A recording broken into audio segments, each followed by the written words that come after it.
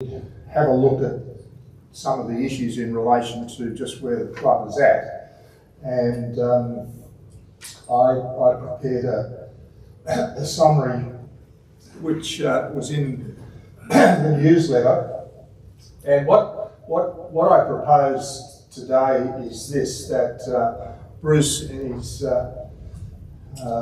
usual very skillful way, has reduced what I had in the newsletter to a visual presentation, which I thought I'll run through, give the opportunity anyone wants to raise something or seek further explanation as we go.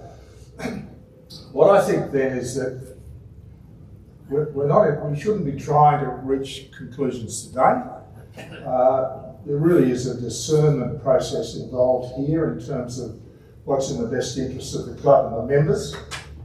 And what I would recommend is that after we run through this process,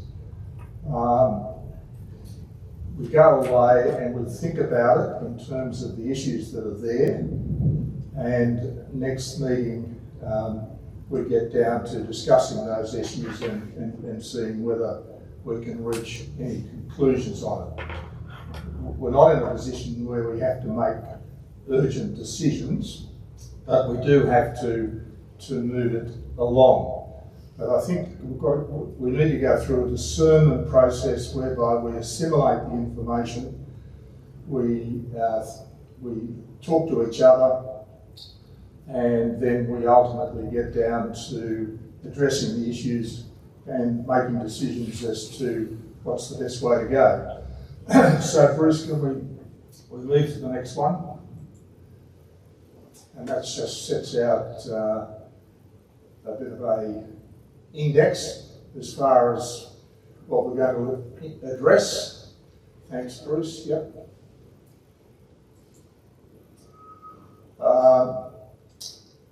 My involvement with the club, I did speak as a speaker earlier, but my involvement started about 10 years ago, and I was introduced to the club through one of its great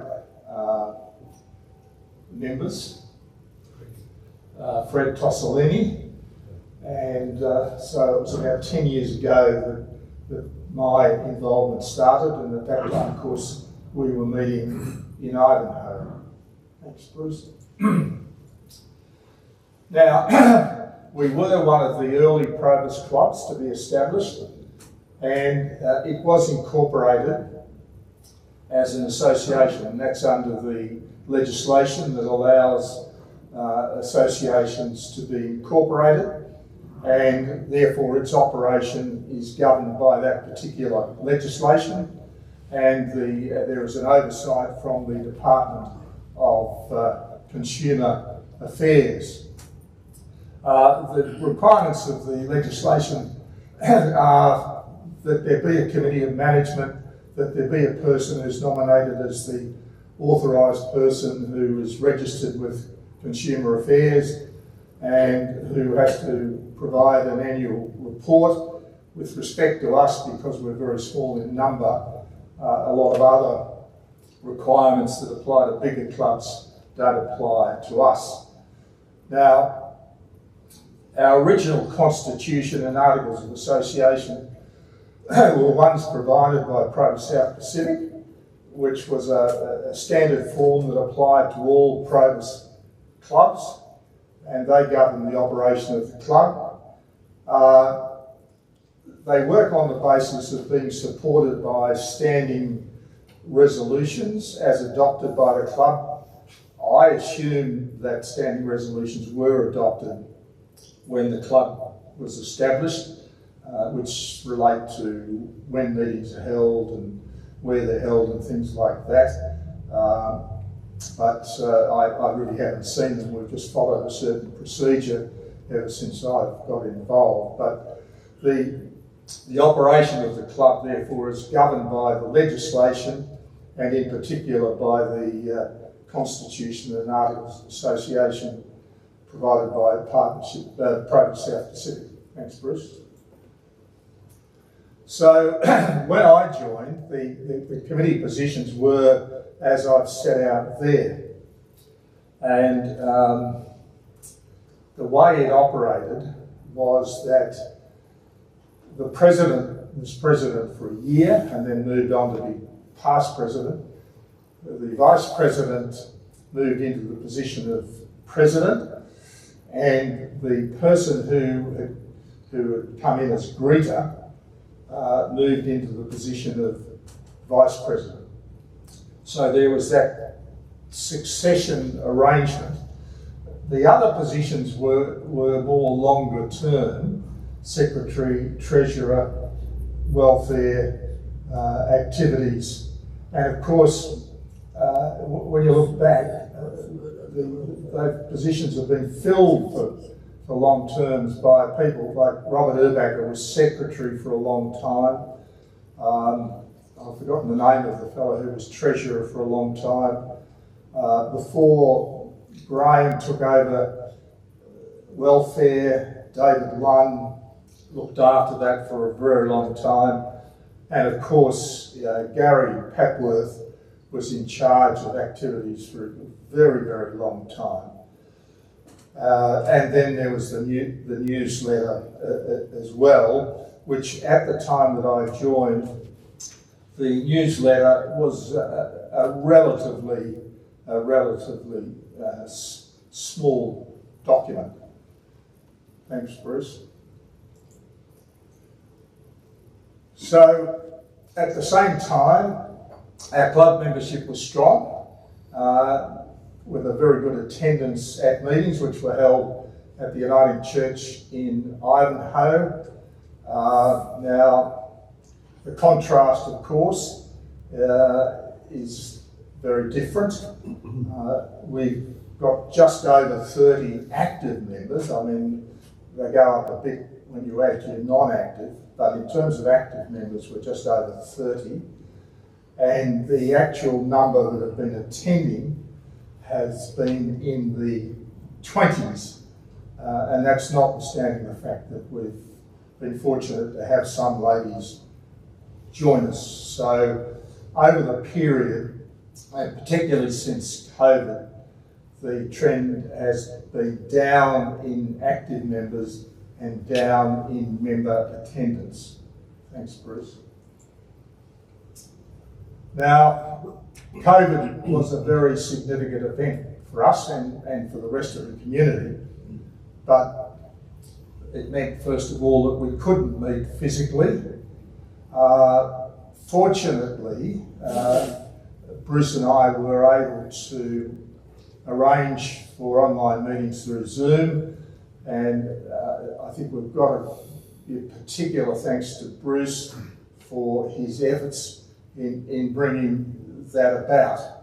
And we got a reasonable attendance on Zoom for those meetings, and we were able to get some very interesting speakers who we wouldn't have been able to get physically because they wouldn't have been able to get here. I mean, one I think of in particular, or two I think of in particular, is James Larson, who is now the Australian Ambassador to the United Nations, and Julian McMahon, a leading human rights barrister. So we were able to access them because we did it online. But of course, it's not the same as getting together and the fellowship that you get from getting together. So once COVID settled down and we were able to hold physical meetings, we decided when the opportunity came to come here rather than, say, stay in Ivanhoe. And one of the reasons for that is difficulties with luncheon arrangements in Ivanhoe. The hotel no longer became available, and whereas here we could get the lunch on the spot. Plus, there was an advantage in that it wasn't going to cost us anything to come here.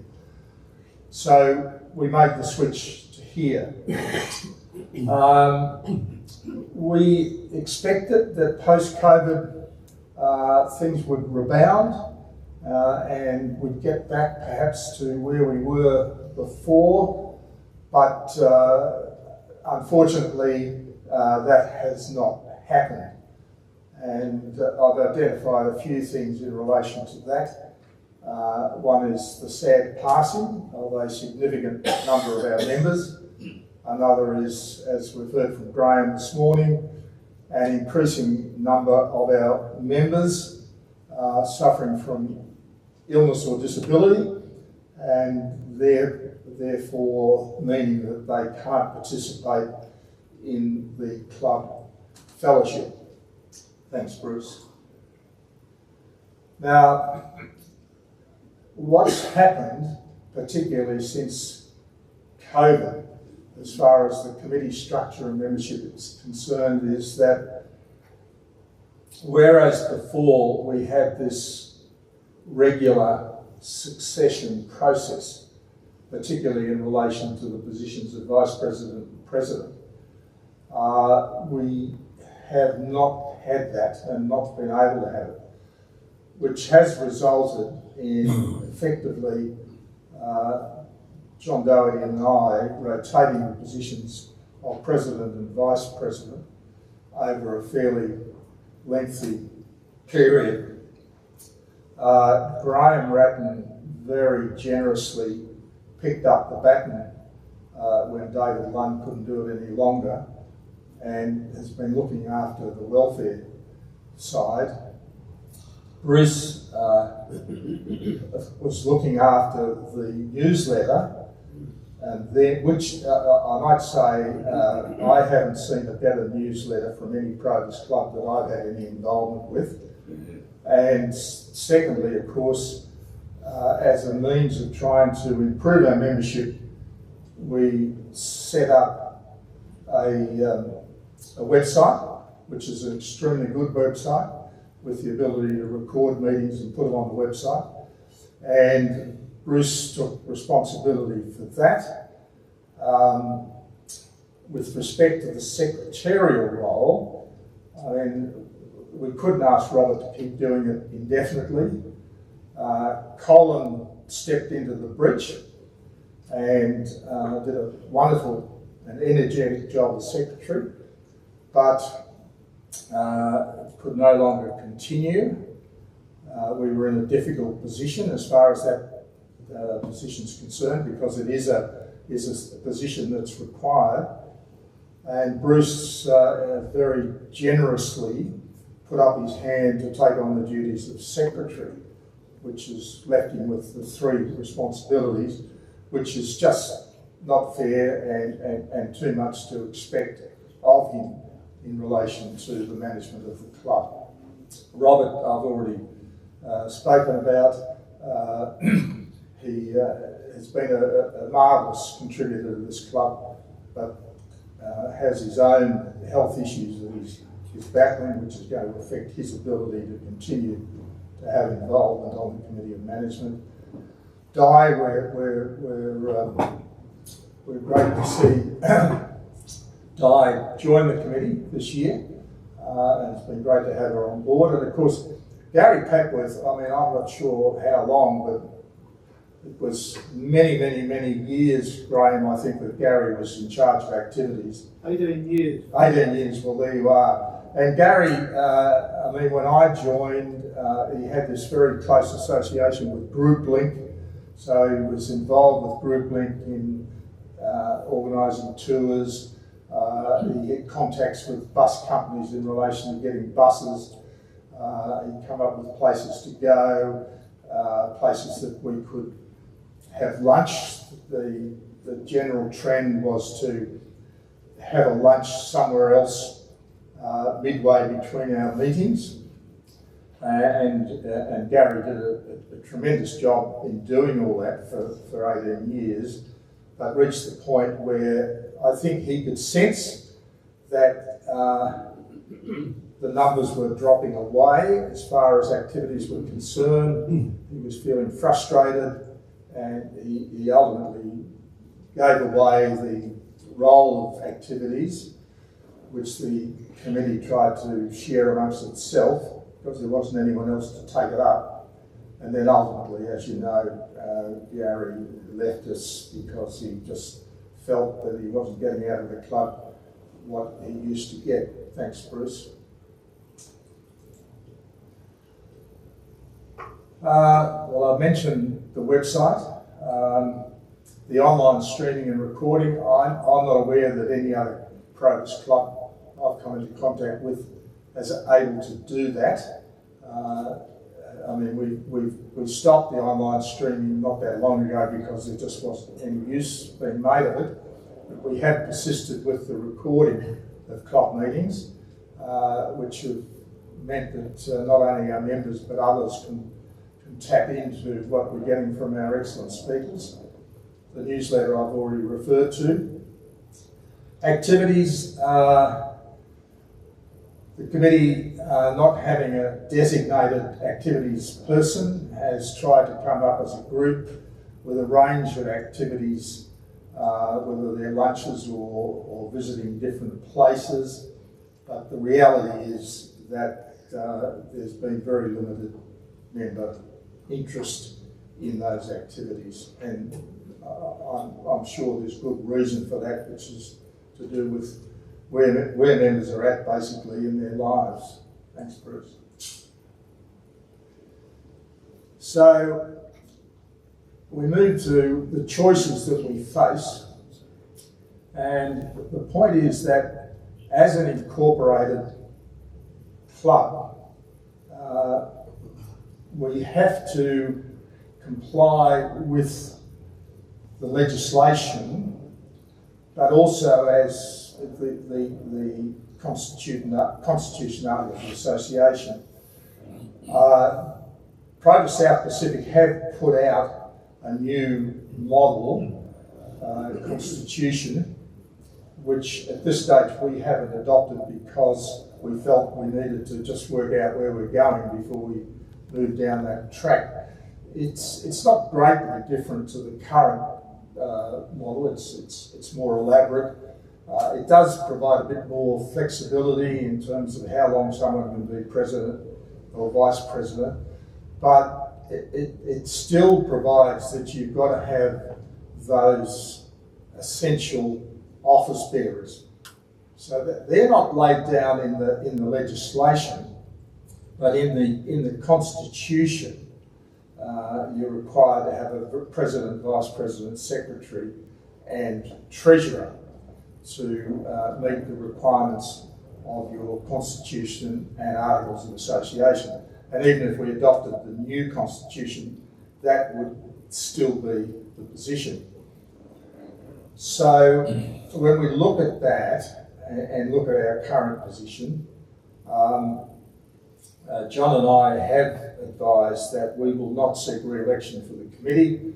I mean, he can speak for himself in terms of his own position. Speaking from my position, I've been doing it for a long time. I'm in my 86th year, and it's just I've reached the point where I'm happy to be involved with the club as a member, but I don't want to have an official position any longer.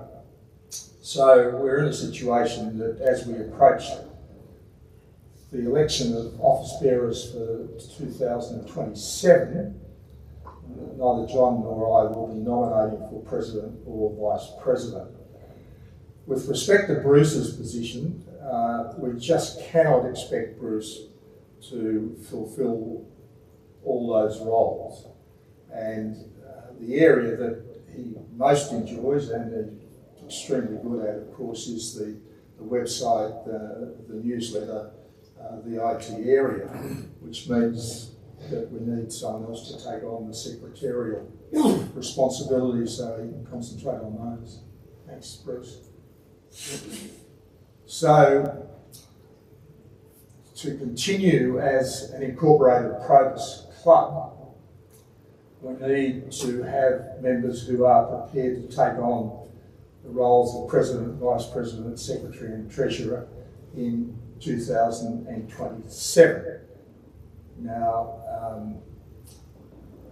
Kev Ryan has indicated to me he's happy to continue as treasurer, but we've got president, vice president and secretary that are going to be vacant. If there were members who were interested in taking on those positions and prepared to nominate, then it would be possible for them to have some involvement with the Committee of Management over the rest of the year to get some idea of what's involved. As I've said here, it's not unduly onerous, but it does require some commitment. The Committee of Management meets on the Monday after the club meeting. There are things to be followed up, and of course one of the main functions that traditionally has been the responsibility of the Vice President, but which John and I have sort of shared, is the identification and the arrangement of guest speakers for each of the club meetings, and that can take some work to come up with people who can fulfil that role, particularly people who we feel the members will be interested in hearing from. Now, the reality is that if we don't have people to fill those roles, then the club can't continue to operate as an incorporated Probus club because it won't meet the requirements of the club constitution, and as a matter of law, it's obliged to operate in accordance with the constitution. Thanks, Bruce. So, what are our possibilities continuing? One possibility is that members could individually seek fellowship in another Probus club. An example, of course, is Warringal Probus Club, which we believe would welcome new members. And I think after the Rosanna Ladies Club ceased to operate, some of the ladies there did move to Warringal, and we've had some come here. That if there was sufficient interest, say, in going to Warringal, possibly there could be an amalgamation of this club and Warringal, although I think probably it would be better in those circumstances to wind this club up and the others join Warringal. That would be a less complicated process. Thanks, Bruce. Another possibility, and this is one that we've talked about at Committee of Management, is that we meet together informally, not as a formal Probus meeting structure and as a formal Probus club, but to pursue regular fellowship and a meal or some other agreed function, and have someone come along as a guest speaker. So it would be done on a more informal basis, not within the formal incorporated club, which would mean that there's no need to have specific office bearers for the purposes of having informal meetings. But there would be a need for it to work for someone or some people to take responsibility for arranging these gatherings, and in particular for, say, arranging a guest speaker. Thanks, Bruce. So, what are the implications? If the club's not continuing as an incorporated Probus club, it would necessarily require the incorporated entity being voluntarily wound up. That involves a special resolution being put to the members, and if they agree, they vote that the club be wound up, and Consumer Affairs and Probus South Pacific are advised, and the club ceases to operate. There are requirements as to what happens to the money. Obviously, the money can't be distributed to the members. It would go to an allied organisation. Thanks, Bruce. So, the future's in our hands. It would be sad to see the club cease to exist, bearing in mind its long history and what it has achieved, but we do have to be realistic. Things have changed a lot since the club first started. Things have changed a lot since we've come out of COVID. In particular, the average age of our membership has just been getting higher and higher, and the ability of our members to attend meetings and events, etc., has significantly declined. And let's be realistic about this. That decline is going to continue, and I don't want to be morbid about this, but one has to ask ourselves in 5 years' time, looking at our existing membership, how many of us are still going to be around? And it's not going to be a big number. We've had great fellowship and enjoyment over a long period of time. The club exists for the benefit of the members, and ultimately the members have got to determine its destiny. Thanks, Bruce. So that's it guys, that's it. As I said, I think it's a discernment process here, that we think about these things, think about our own position in relation to the club, think about the possibilities for the club and what the realities of the situation are. And I'd like to see us talking about it amongst ourselves, thinking about it, and we come back. We won't have a members' corner next month. We'll look at these issues again and just see where we stand and what option we might be able to pursue.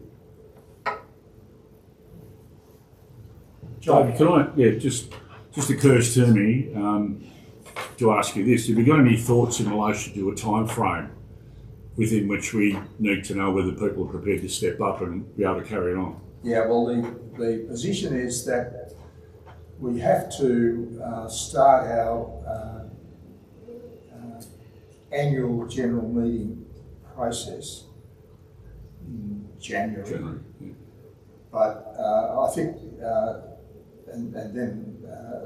I think we need to know before then. So I think that I would think that we really need to make that decision probably by about September, in terms of whether we have people to fill these roles and what course we're going to follow in terms of continuing as we are, or winding the club up and possibly continuing to meet informally. Say at this venue. I'm sure we could continue on at this venue if we wanted to come meet here. But probably, I think September we've got to crunch it. Yep. So are you aware of any people that are interested in taking on those office bearer positions? I'm not at this point. So does that mean there aren't any? Maybe, but I think I'd like to sort of leave that till next month. At this stage, no one has approached me indicating that they would be prepared to take on one of these positions.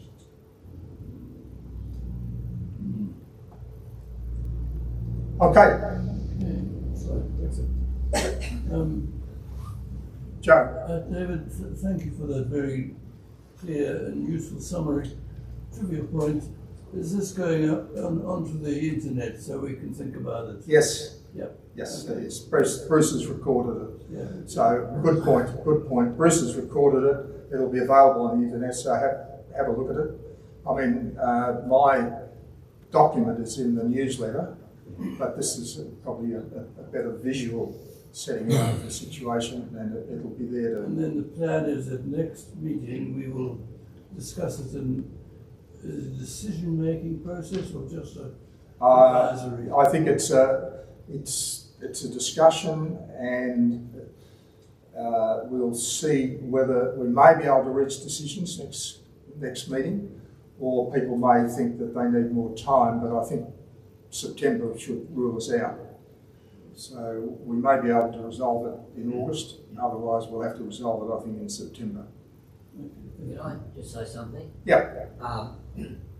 I just think that you should, talking to me, have a drive to get more women in the club. Our Probus Club has probably 70% women, and we have 60 turning up at a meeting.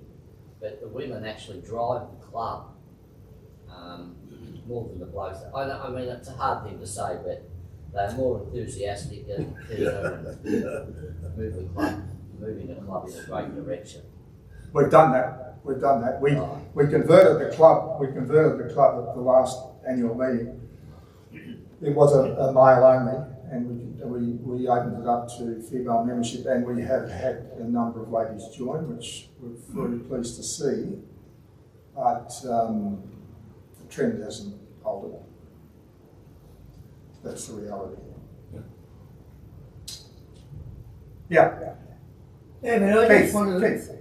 express what I'm sure everybody else feels. You have done an excellent summary of the situation, a very clear presentation, but I think it absolutely boils down to the fact if there are no people who are prepared to take these essential roles at the next meeting, well, the decision is that the club will close as an incorporated Probus Club, and then the remaining decision is whether to try and join another club or just meet informally or not meet at all.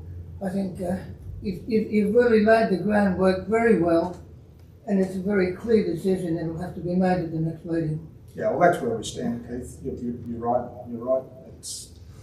Sometimes it's difficult to face up to things, and I don't know about everyone else feels, but getting old is one of the most difficult.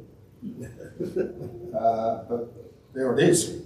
Time moves on, and we have to face up to that reality. And I mean, bear in mind that without going through the list, there's a substantial number of members of this club who have filled the office bearer roles in the past.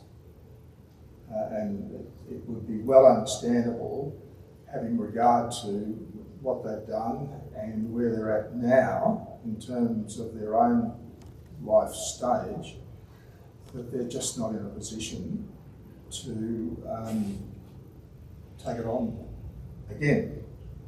So, I mean, that's just a reality of the way in which the club has evolved. And the club's got an enormous amount to be proud of when you think about, we're talking about, what, 40 years? Over 40 years? Over. Yeah, over 40 years. So we've got a lot to be proud of, but the way life is, nothing's certain. Okay, all right. Yeah.